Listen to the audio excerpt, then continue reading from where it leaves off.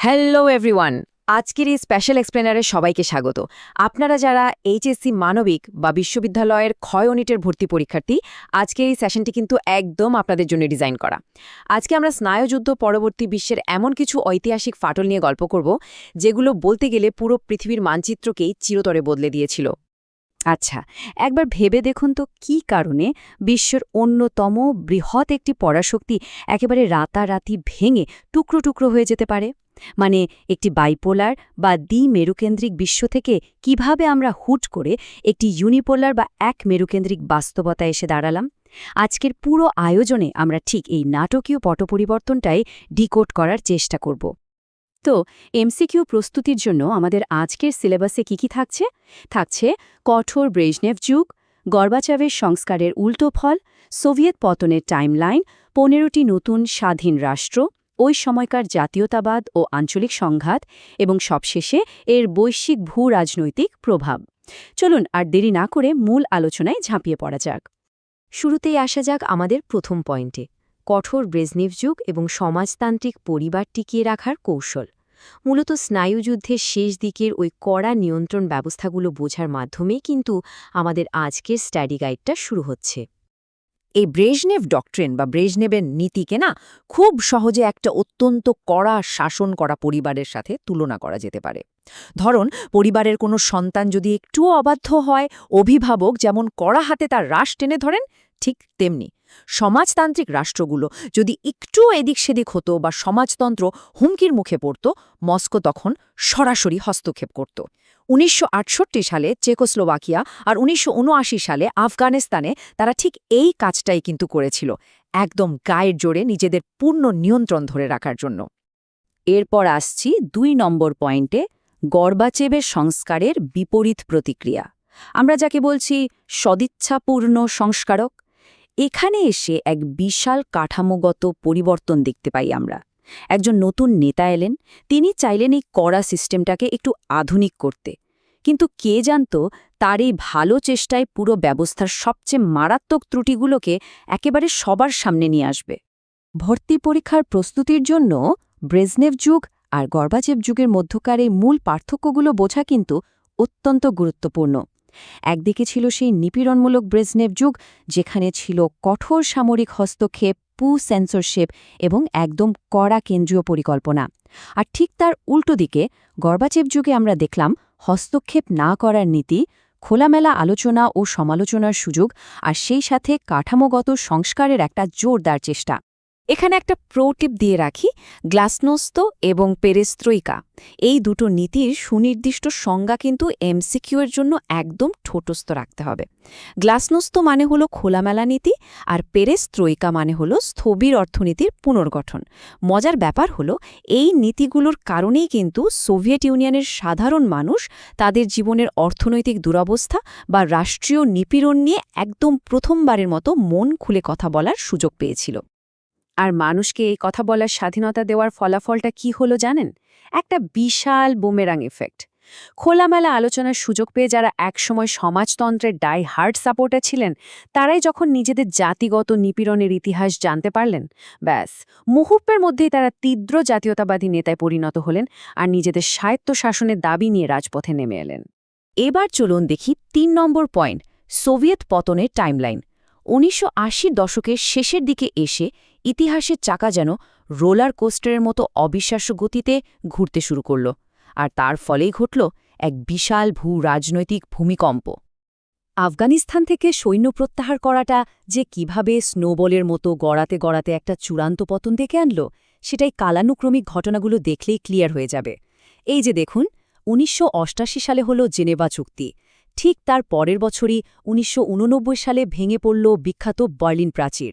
এরপর ১৯৯১ সালের ২৫শে ডিসেম্বর ক্রেমলিনের ছাদ থেকে সোভিয়েত লাল পতাকা চিরতরে নামিয়ে ফেলা হলো। আর এর মাত্র কদিন পর ৩১শে ডিসেম্বর আনুষ্ঠানিকভাবে সোভিয়েত ইউনিয়নের বিলুপ্তি ঘোষণা করা হলো। জাস্ট ভাবা যায়। এরপর আসছি ৪ নম্বর টপিকে, ১৫টি নতুন স্বাধীন রাষ্ট্র। আপনাদের পরীক্ষার এমসিকিউগুলো নির্ভুলভাবে আনসার করার জন্য এই সদ্য স্বাধীন হওয়া রাষ্ট্রগুলোকে ভৌগোলিক অঞ্চল অনুযায়ী ভাগ করে মনে রাখাটাই কিন্তু সবচেয়ে বেস্ট টেকনিক। যেমন ধরুন বাল্টিক রাষ্ট্রগুলো এস্টোনিয়া, লাটভিয়া আর লিথুয়ানিয়া, এরা কিন্তু বিশেষভাবে উল্লেখযোগ্য, কারণ স্বাধীনতা পাওয়ার পরপরই এরা একেবারে কড়াভাবে রাশিয়ার প্রভাবকে প্রত্যাখ্যান করেছিল। রাশিয়ার বলয়ে না থেকে তারা সরাসরি ইউরোপীয় ইউনিয়ন ও ন্যাটোতে যোগ দেওয়ার সিদ্ধান্ত নেয়। আর পূর্ব ইউরোপের দিকে আমরা দেখতে পাই বেলারুশ, মলদোভা এবং আজকের সেই বহুল আলোচিত ইউক্রেনকে। ওদিকে ককেশাস অঞ্চলে জন্ম নিল আর্মেনিয়া, আজারবাইজান এবং জর্জিয়া। আর মধ্য এশিয়ার দিকে যদি তাকাই, কাজাকস্তান, তাজিকিস্তান, কিরগিস্তান, তুর্কমেনিস্তান এবং উজবেকিস্তান, যাদের বেশিরভাগ মানুষই মুসলিম, তারা কিন্তু খুব দ্রুত মধ্যপ্রাচ্যের সাথে নতুন সম্পর্ক গড়ে তুলতে শুরু করে। এর ফলে ওই অঞ্চলের দীর্ঘদিনের রাজনৈতিক সমীকরণটাই পুরো পাল্টে যায়। আর হ্যাঁ, এই ১৫টি খণ্ডের মধ্যে সবচেয়ে বড় রাষ্ট্র হিসাবে আত্মপ্রকাশ করেছিল আজকের রাশিয়া প্রজাতন্ত্র।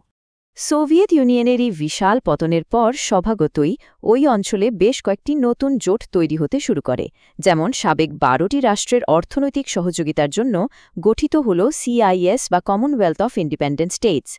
আবার মস্কোর ছায়াকে কাউন্টার দেওয়ার জন্য জর্জিয়া, ইউক্রেন, আজারবাইজান ও মোলদোভা মিলে তৈরি করল গুয়াম, GUAM। অন্যদিকে নিরাপত্তার খাতিরে চীনকে সাথে নিয়ে ৫টি রাষ্ট্র মিলে গঠন করল SCO বা সাংঘাই কোঅপারেশন অর্গানাইজেশন। এবার আমরা আলোচনা করব ৫ নম্বর পয়েন্ট, জাতীয়তাবাদ এবং আঞ্চলিক সংঘাত। সোভিয়েত ইউনিয়নের সেই লৌহকঠিন কেন্দ্রীয় শাসন যখন আর রইল না, তখন এই নতুন প্রজাতন্ত্রগুলোর ভেতরের দীর্ঘদিনের চাপা পড়া জাতিগত উত্তেজনাগুলো একদম আগ্নেয়গিরির মতো বিস্ফোরিত হতে শুরু করল। জোর করে সীমানা চাপিয়ে দেওয়ার ফল যে কতটা ভয়ঙ্কর হতে পারে তার একটা পারফেক্ট উদাহরণ হল এই নাগোর্নো-কারাবাখ সংঘাত। এখানে আমরা দেখতে পাই ভৌগোলিক বাস্তবতার সাথে মানুষের জাতিগত ইচ্ছার এক অদ্ভুত ও তীব্র সংঘাত। মানে অঞ্চলটি ভৌগোলিকভাবে পুরোপুরি আজারবাইজানের ভেতরে হলেও সেখানকার বেশিরভাগ মানুষ সাংস্কৃতিকভাবে আর্মেনীয়, আর তারা আর্মেনিয়ার সাথেই যুক্ত হতে চায়। বুঝতেই পারছেন কতটা জটিল একটা সমীকরণ। এদিকে চেচনিয়ার স্বাধীনতার যে রক্তক্ষয়ী সংগ্রাম, সেটা কিন্তু আমাদের দেখিয়ে দেয় যে মস্কো তার অবশিষ্ট সীমানার ভেতর আর কোনো ভাঙন ঠেকাতে কতটা মরিয়া হয়ে উঠেছিল। একটু খেয়াল করুন, ১৯৯১ সালে চেচনিয়া স্বাধীনতা ঘোষণা করল। এরপর ১৯৯৪ সালে সেখানে রুশ সামরিক বাহিনী সরাসরি আগ্রাসন চালা। বহু বছর ধরে এক ভয়ঙ্কর যুদ্ধ চলার পর শেষমেশ ১৯৯৬ সালে বাধ্য হয়ে একটি স্বায়ত্তশাসন চুক্তি সই করা হয়। অন্যদিকে জর্জিয়ার মতো প্রতিবেশী দেশগুলোর উপর নিজেদের কন্ট্রোল ধরে রাখতে রাশিয়া কিন্তু সরাসরি বিভিন্ন বিদ্রোহী গোষ্ঠীকে ব্যবহার করেছিল। দক্ষিণ ওসেটিয়া বা আবখাজিয়ার মতো অঞ্চলগুলোতে রাশিয়া সরাসরি সামরিক ও অর্থনৈতিক সাপোর্ট দিয়ে তাদের স্বাধীনতার দাবিকে রীতিমতো উস্কে দিয়েছিল, যাতে জর্জিয়াকে চাপে রাখা যায়। আমাদের আজকের আলোচনার একদম শেষ ভাগে চলে এসেছি আমরা। ৬ নম্বর পয়েন্ট, বৈশ্বিক ভূ-রাজনৈতিক প্রভাব। একটু ভাবুন, বিশ্বের মানচিত্র থেকে একটি পরাশক্তি হুট করে হাওয়া হয়ে গেলে কি হয়? পুরো পৃথিবীর আন্তর্জাতিক সম্পর্ক আর অর্থনীতিতে একটা বিশাল, আক্ষরিক অর্থেই বিশাল ওলটপালট সৃষ্টি হয়। বাইপোলার ওয়ার্ল্ডের অবসানের সবচেয়ে বড় রেজাল্ট হল মার্কিন যুক্তরাষ্ট্র বিশ্বে একটি অপ্রতিদ্বন্দ্বী পরাশক্তি হিসেবে আত্মপ্রকাশ করল। যেহেতু ইউরোপে আর সোভিয়েত আক্রমণের কোনো ভয় রইল না, আমেরিকা তখন করল কি, তাদের ওই বিশাল সামরিক নজরদারি আর বিলিয়ন বিলিয়ন ডলারের রিসোর্স ইউরোপ থেকে সরাসরি মধ্যপ্রাচ্যের দিকে শিফট করে ফেলল। নতুন এই বিশ্ব ব্যবস্থায় দুটি পরাশক্তির স্ট্র্যাটেজি যদি আমরা পাশাপাশি রাখি, তাহলে চীন কিভাবে নীরবে গেম চেঞ্জার হয়ে উঠল সেটা একদম ক্লিয়ার হয়ে যাবে। যেখানে আমেরিকা মধ্যপ্রাচ্যের সামরিক ঘাঁটি আর যুদ্ধের পেছনে কারি কারি টাকা ঢেলে অর্থনৈতিকভাবে বেশ চাপে পড়েছিল, চীন সেখানে অত্যন্ত চালাকির সাথে কোনো সামরিক সংঘাতে না জড়িয়ে একদম সাইলেন্টলি বিশ্বজুড়ে লাভজনক অর্থনৈতিক বিনিয়োগে ফোকাস করেছিল। আর অর্থনীতির কথায় যদি আসি, সমাজতন্ত্র থেকে পুঁজিবাদে এই রাতারাতি লাভ দেওয়াটা ছিল পূর্ব ইউরোপের জন্য এক ভয়ঙ্কর ইকোনমিক শক থেরাপি। কোনো প্রস্তুতি ছাড়া এই ট্রানজিশনের ফলে সমাজতান্ত্রিক অর্থনীতি একদম তাসের ঘরের মতো ভেঙে পড়ে, হাজার হাজার কলকারখানা বন্ধ হয়ে যায়, আর সাধারণ মানুষের জীবনে নেমে আসে চরম দারিদ্র্য। আসলে একটা ট্র্যাজিক পরিণতি। আজকের আলোচনায় এই ১৫ সংখ্যাটা কিন্তু খুবই সিগনিফিক্যান্ট। এই একটা মাত্র সংখ্যা প্রতিনিধিত্ব করছে সেই ১৫টি স্বাধীন টুকরোকে, যা দিয়ে এত বড় একটা সাম্রাজ্য আক্ষরিক অর্থে খণ্ড খণ্ড হয়ে গিয়েছিল। এই ঘটনাটি শুধু যে মানচিত্রকেই নতুন করে এঁকেছিল তা নয়, বরং আমাদের আজকের এই মডার্ন জিওপলিটিক্সের মূল স্টেজটাও কিন্তু তৈরি করে দিয়েছিল। ইতিহাসের এই কংক্রিটের ফাটলগুলো বোঝাটা আমাদের জন্য একদম মাস্ট, কারণ এইগুলো ক্লিয়ার না থাকলে আজ বিশ্বজুড়ে যে সংঘাতগুলো আমরা নিউজে দেখি তার মূল শেকড়টা কিন্তু আমরা ধরতে পারব না। আশা করি আজকের এই এক্সপ্লেনার আপনাদের ভর্তি পরীক্ষার প্রস্তুতিকে আরও অনেক বেশি শানিত করবে। কিন্তু শেষ করার আগে একটা প্রশ্ন আপনাদের জন্য রেখে যেতে চাই। একটু ভেবে দেখবেন, কিভাবে পতিত সোভিয়েত ইউনিয়নের সেই অমীমাংসিত ছায়া আজও এই বর্তমান বিশ্বের সবচেয়ে অস্থিতিশীল সংঘাতগুলোকে পেছন থেকে নিয়ন্ত্রণ করে চলেছে। আজ এ পর্যন্তই।